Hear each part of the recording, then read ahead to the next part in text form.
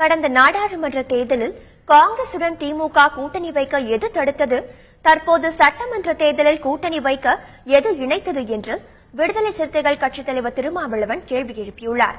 திருச்சி மாவட்டம் துறையூரில் நடந்த நிகழ்ச்சி ஒன்றில் பேசிய அவர், தமிழகத்தில் காங்கிரஸ் பாஜக தலைவர்களுக்கு முடிவெடுக்கும் அதிகாரம் இல்லை என்று விமர்சித்துள்ளார்.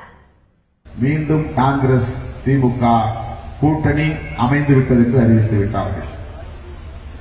இந்த தேர்தலில் கூட்டணி சேர முடிந்த அவர்களால் கடந்த நாடாளுமன்ற தேர்தலில் ஏன் கூட்டணியாக இயங்க முடியவில்லை? அப்போது எது தடுத்தது, இப்போது எது இணைத்தது? காங்கிரஸ் தனித்து போட்டியிடும் திரும்ப திரும்ப சொன்னார். தமிழ்நாட்டில் காங்கிரஸ் கட்சி தலைவர்களுக்கு அதிகாரமே கிடையாது, பிஜேபி கட்சி தலைவர்களுக்கும் அதிகாரம் கிடையாது. செல்லா காசுகள் டெல்லியிலே என்ன முடிவெடுக்கிறார்களோ அதுதான்.